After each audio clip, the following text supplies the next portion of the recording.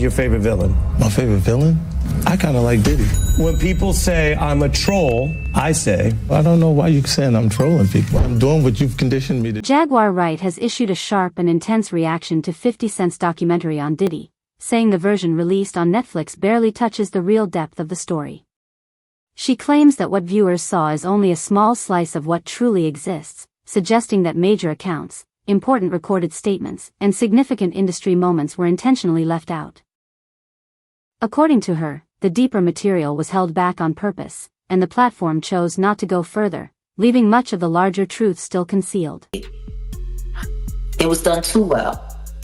It left out too many things. So can you speak on Curtis Jackson? 50 Cent said that this is the first one. I'm sure. There's hundreds of hours of more footage. I'm sure there was hundreds of hours of shit that was confiscated from all of Diddy's homes in that HSI raid that never made it to the trial.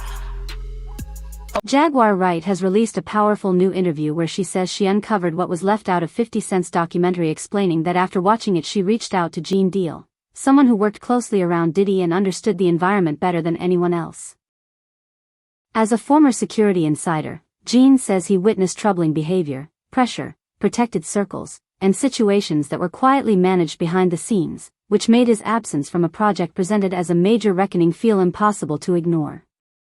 According to Jaguar, speaking with him revealed deeper context and details that she believes were intentionally left out, suggesting that the full picture was softened for audiences instead of showing everything that was truly there. Would you call the documentary educational, informational, entertaining? What would you say this documentary? Gaslighting. Gaslighting. And it's sad because there's a lot of stuff in there that's true. Jaguar Wright says the timing of the documentary's release and its reliance on familiar stories immediately signal that something wasn't right, arguing that it wasn't created to uncover truth, but to manage how the story is seen. She explains that by reusing old clips, repeating known incidents, and focusing on narratives the industry had already grown comfortable with, the film didn't reveal anything new. Instead, it redirected attention, shaped public perception, and helped keep the deeper, more critical information out of sight. I agree. Like, that's the thing. The story's not even being told. Because in order to tell the actual whole story, you would have to include everyone that is involved. But no, this is about saving the industry and blaming it all on Diddy. Saving the industry and blaming it all on Diddy. Okay, Diddy's going to jail. He's going to do his time. I don't know what that appeal is looking like right now. Because see, the one thing that all of this documentary shit is doing is definitely fucking up his possibility for an appeal to get out early. Especially with the judge and them and the appeal board having to look at the footage of him sitting there with Mark Agnifilo, pretty much working on how to fix the trial. And for him to be watching the feds watching him. Yeah, filming the feds. What? Jaguar Wright points out that major outlets reportedly held on to footage of serious incidents involving Diddy and Cassie for years before it was ever shown publicly. And she questions why meaningful action only seemed to occur after the window for legal accountability had already passed. She says the documentary avoided addressing this issue altogether, skipping past what she views as the most important question. If there were claims of a large-scale investigation around Diddy, then why weren't the other key figures, associates, and decision-makers who may have been part of the wider system openly examined or discussed, leaving the bigger structure behind the situation unexplored? What they needed to do in this documentary, the whole objective of this documentary was to blame it all on Diddy. The devil made me do it, blame it all on Diddy, and the rest of the industry is nothing like this. Like when Curtis Jackson sat there in his interview with Robin and sat there and said, I did this because I don't want people thinking that the hip hop community is okay with this kind of behavior. I don't want them thinking that, we're just going to be silent while all of this is going on. Like, we're okay with this kind of behavior. And my thing is huh? So now you speaking for all of hip hop, and all of hip hop is uncomfortable with this. Meanwhile, you got people like Ja Rule who, on the low key, allegedly, Gene Deal has exposed for having his own nude tryst freak-offs with Diddy. In that courtroom. Do you think that hip-hop culture was on trial as much as Sean Combs was? Look, if I didn't say anything, you would interpret it as the hip-hop is fine with his behaviors. There's no one else being vocal. So you would look at it and just say, because that mind your business, or let me not say nothing about nothing, or those things, it would allow the entire culture to register as if they're for that behavior. If Sean Combs watches this, what do you think he's going to feel? Like, wow, this is amazing. I think he's going to say this is the best documentary I've seen in a long time. Because you'll see people saying that. I mean, he may feel a different way about pieces and bits of it, but... Jaguar Wright questions the documentary's biggest selling point, the so-called unreleased footage that 50 Cent claimed to have obtained, pointing out that when the project was first announced, he reportedly didn't even have access to it. She argues that this timing raises serious doubts about how he knew what was coming before events surrounding Diddy even unfolded, suggesting that the situation felt coordinated rather than organic. According to her, this makes the documentary look less like an effort to inform viewers and more like a carefully shaped production where certain elements were emphasized to guide attention, creating the impression that the audience was being directed toward a story instead of being shown the full unfiltered reality. He announced he was going to be doing the documentary December 2023 with Netflix. And the star footage that you use to get people to re-upload or resubscribe to Netflix to make this the #1 in their TV shows division for almost 2 weeks straight. Beating out Stranger Things. How much stranger is that? I'm not backing. This footage didn't even exist when you said you were going to be doing this documentary. So we've got a videographer, a rogue videographer that has this very, very, very explosive, very explosive footage of him literally sitting on camera, planning how to go after survivors, how to poison the jury pool, how to fix his trial in advance before he's even arrested. I mean, like, is anybody not forgetting when Mark Agnifilo was sitting there talking to the sons in the hallway, and they're sitting there filming, and he's sitting up there, yeah, well, see, what we gotta do is we gotta go and we gotta put countersuits on all of these people. We have to create lawsuits ourselves. He's sitting there talking about creating lawsuits to affect public perception. Gene Deal ultimately chose not to participate in the documentary once he realized that 50 Cent didn't actually have full creative control over the project. He was the one who held key records and first-hand insight. And after a lengthy conversation with 50, it became clear to him that decisions about what footage could be used, how compensation worked, and which accounts would be allowed into the final cut were being directed entirely by Netflix and the production team. Seeing that the story would be filtered, limited, and shaped rather than presented in its complete form, Gene decided to step away, leaving what he believed to be the deeper version of events left unspoken. There are no costs in doing this because he wanted to tell the story, and he wanted to tell the story like it was supposed to be told and everything like that. I said, yeah, okay. So then the director, I gotta get her name, man, because it don't even sound. I want to put her on blast because she was telling me, she was saying to me that what I was asking for was was crazy and they wasn't spending money like that. I'm talking about you got footage, you got clothing, you got.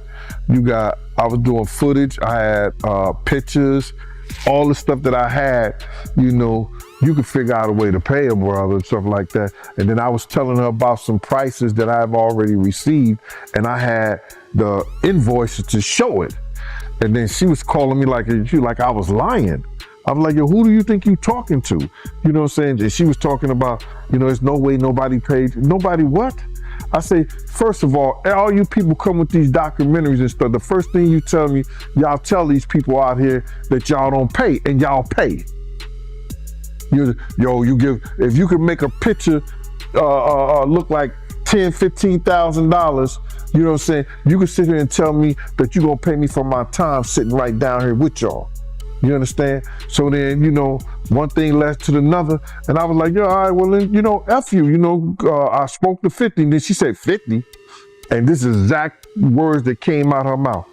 50 does not determine what goes in and go out of this documentary. And he definitely don't pay. He determine what somebody get paid. It's not his documentary like that. I was like, oh, so if it's not his documentary and I spoke to him like that, I don't need to be doing nothing with you, because I'm doing this on the strength of him. But you gonna pay me if the 50 didn't have the power to do anything, but they using his name to like push the whole documentary. And that's what it was about. So that's why you don't see a cameo other than the pictures they used of me on the film in the documentary. I got like 3 or 4 pictures in the documentary that I've seen of myself. Some people say they saw more, but I know three different times where I was certain places and you could actually see me in the documentary, and that's the only thing you're gonna get. But the stories that they told in the documentary, bro, come on. They could have went a whole lot deeper. They could have did. Gene Deal supported everything Jaguar Wright claimed and made it clear that he wasn't simply sharing opinions. He had long kept material to back it up, including recordings, photos, documents, and records gathered over many years. He says he provided this to the production team, but when he requested fair compensation for his time, effort, and the resources he contributed, his concerns were dismissed. According to Gene, it became obvious that they weren't truly focused on presenting the full story. They only wanted someone to appear on camera long enough to fill space, keep viewers engaged, and prevent deeper details from ever reaching the audience. Diddy leading up to him getting arrested, and how you feel about all that, man? Well, what I feel about the documentary, they left a whole lot of key things out. If they was gonna do something and they gonna say in the reckoning of Sean Combs, the reckoning, or Diddy, the reckoning and stuff like that, it should have been a lot of people that we lost because of him. You know what I'm saying? It wasn't only Big, it wasn't only Tupac. You understand? For the atmosphere that he put those kids in, you got a guy named Anthony Wolf Jones, who was from Bad Boy from its conception as doing security and being one of the financiers of Puff having to have some money to keep Big and Craig Mack around before he got to Clyde Davis.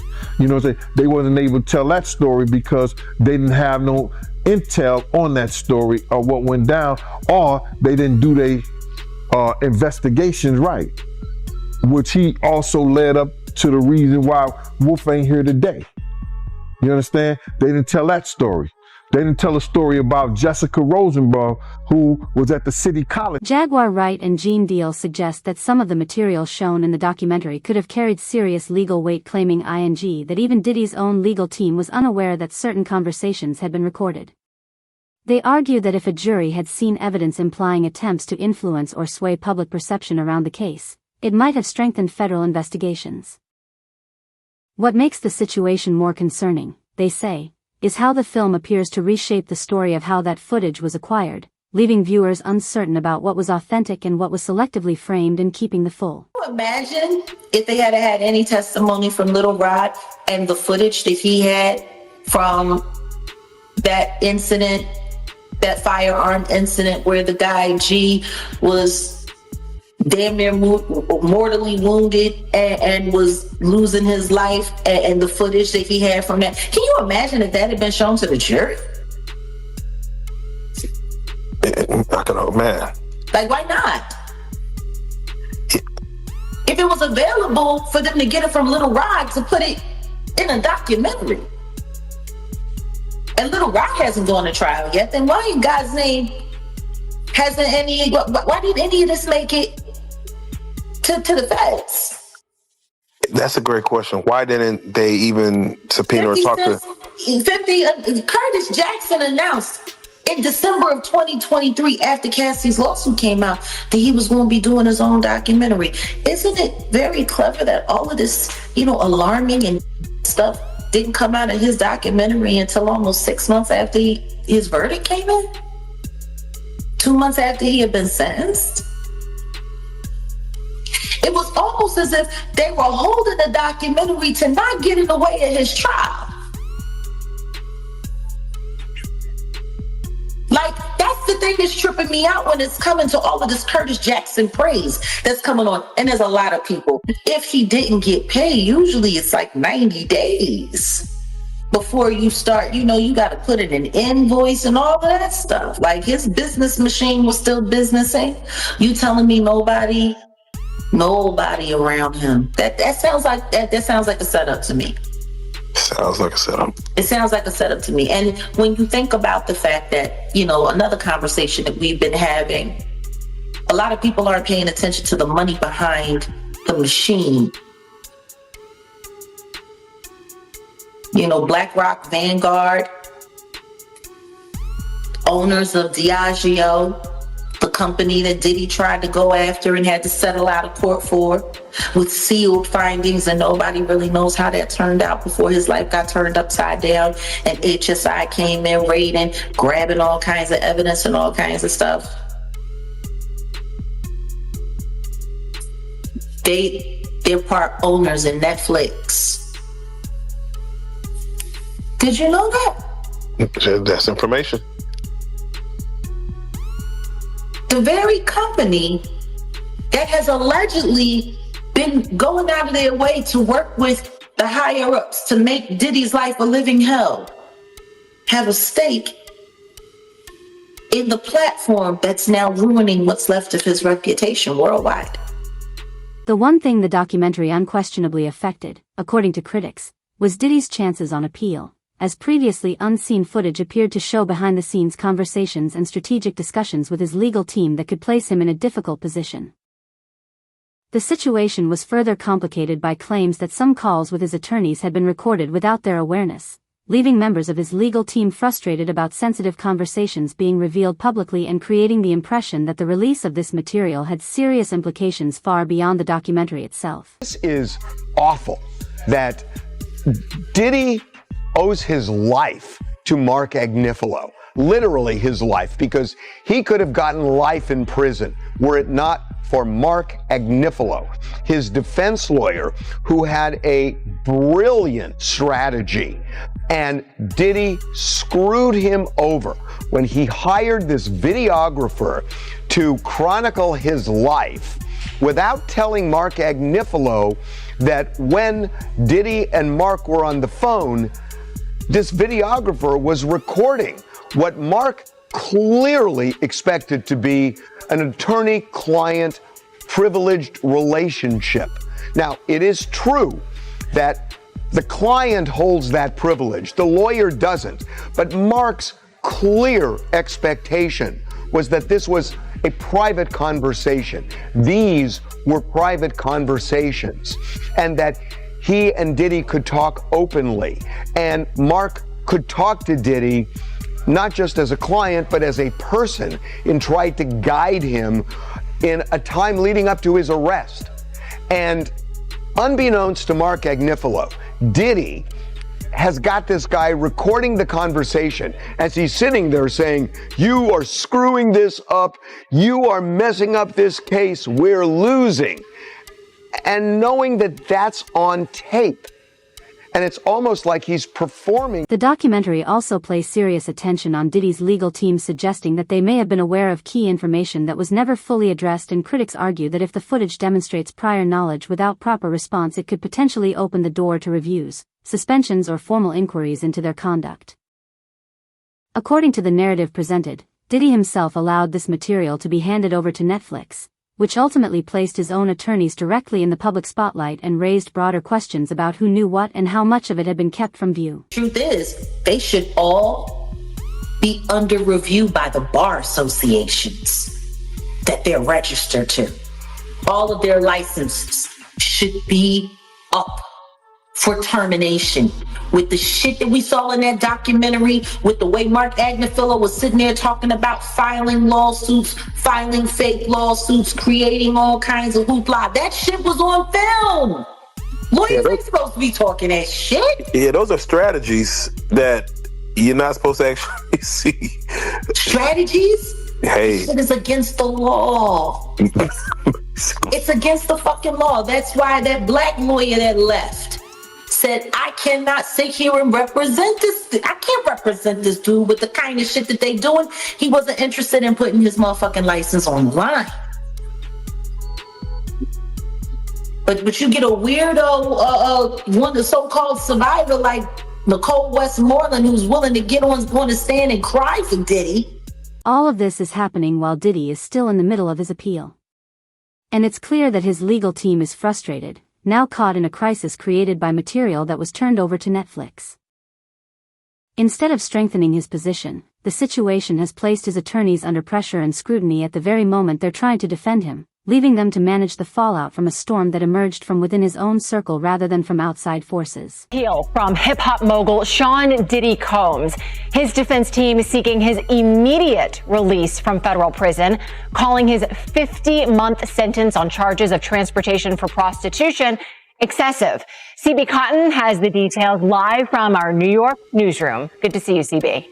Hey, Lydia. Well, once one of the most powerful names in hip-hop, Sean Diddy Combs is now behind bars at that federal facility in Fort Dix, New Jersey, but his legal team says he should have never been sent there for this long. So on Tuesday, in an 84-page filing, Combs' attorneys asked a New York federal appeals court to immediately release Combs and send the case back for a new sentencing or grant him an acquittal. In July, a jury found Combs guilty on 2 counts of transportation to engage in prostitution and acquitted him of the most serious charges, racketeering conspiracy and sex trafficking. In the fall, the judge then sentenced Combs to a little more than 4 years behind bars, citing testimony from former girlfriends who said they felt pressured to participate in drug-fueled sex parties with male escorts called hotel nights or freak-offs.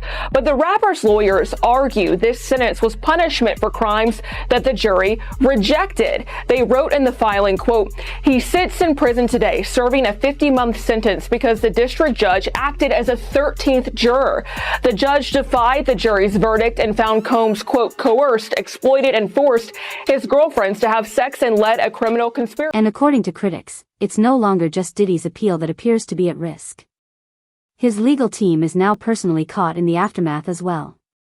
The documentary is framed as having placed heavy pressure on both him and his attorneys, putting them under direct scrutiny and exposing them to potential professional consequences.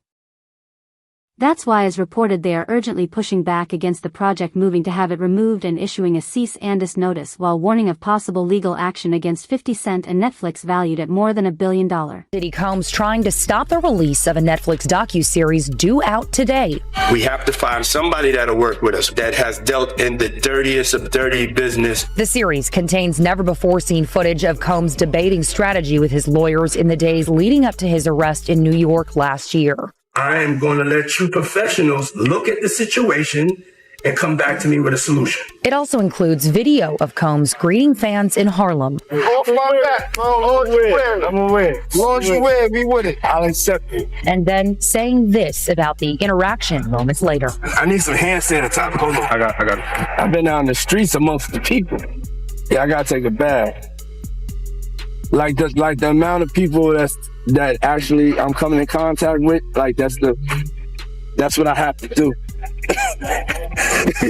You know what I'm saying?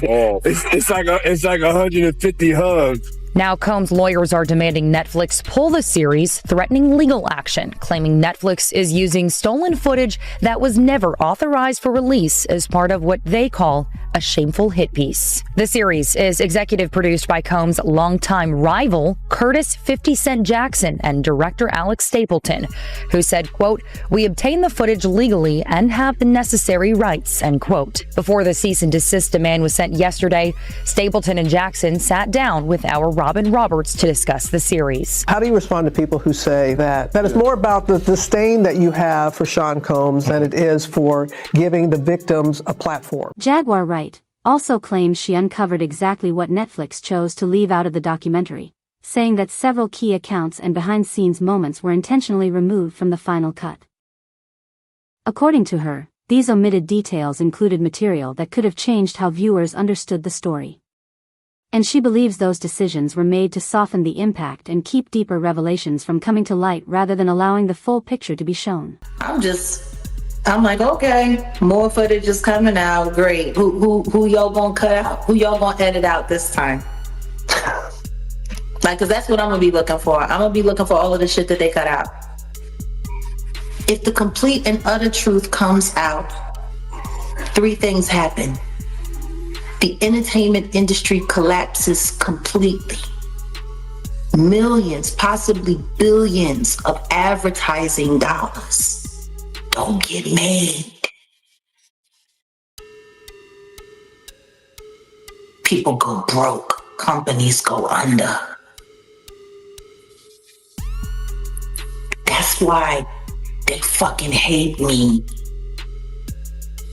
Not because I'm telling the truth on people, because I'm telling the truth about the system. And I'm showing people the reality that the only thing that matters is that dollar. These entities, these companies, they don't care about none of these people. They don't care about none of these victims. They don't care about the perpetrators. They don't care about the prey. Shit, half the time, they're encouraging the predator. They don't care. It's all about the money. Gene Deal had already issued similar warnings months earlier, saying that Diddy relied on influence and connections with other powerful figures to shield himself from scrutiny. According to Gone and Jaguar Wright, the situation was never just about one individual. It was about the high-profile names linked to the environment around him, many of whom benefited from staying silent or were quietly protected behind the scenes. They argue that these deeper associations were the very details viewers expected the documentary to confront. Yet, those identities and the broader network surrounding the story were left untouched and never fully explored. They saw what he did to Cassie. With the kicking, the punching. They saw what they did to Cassie. They know that nobody in America liked that. So now, these people are represented by a brand. Whether it's something about the music, clothing, movies. They're not gonna come out and speak on nothing that has anything to do with them. And they praying that they not on the tape. Doing crazy stuff, being oiled up in the whole 9 yards. They praying. So until the feds say, hey, yo, listen here.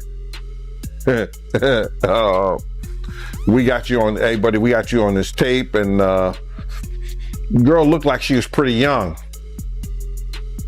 We're not gonna show it, but we need you to come and testify against Brother Love, P. Diddy, Puff Daddy, you know, Sean Combs. That's when they're gonna start talking. And they're not gonna be talking in his favor.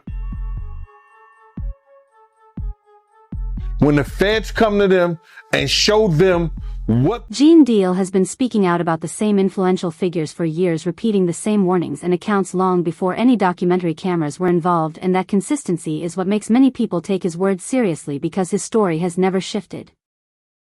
In contrast, critics point out that 50 Cent's stance appears to have changed over time, creating doubt about why the narrative seemed to evolve once major platforms, visibility, and larger opportunities came into play, raising questions about how much of the message was altered once the spotlight arrived. Actually doing, that's his doing, and his learned behavior from the people that mentored him.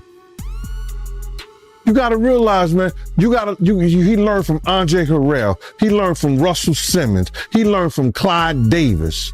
You understand? When those people are telling you that they were heavy into the drugs, they was heavy into beating women and doing things at that age, at that crazy stage, that's gonna make him think that he could get away with the same thing that they was getting away with back then. You understand? The things that he was saying, you know, the touchy-feely between two men and all that stuff like that, man. All that, he learned that from them dudes. When I told y'all the story, when me and my man went up to Russell Simmons and he had a house and he had a man in bikini drawers in his bedroom, in his bed. You understand? Bruh, this is that he learned. I'm assuming he learned it from them. Let me put that. And I'm not going to say allegedly because I saw that for my own self. My man was with me, Slick was with me, and we saw that for our... The most surprising development, according to reports, is that Diddy is now preparing a documentary of his own that will feature Justin and Christian Combs, marking the first time either of them has publicly spoken about their father's situation since the trial began. The project is said to be scheduled for release in March 2026. And many believe it could open a new chapter in an already turbulent story, adding even more uncertainty, controversy, and unresolved questions to a narrative that continues to grow more complex with every new reveal.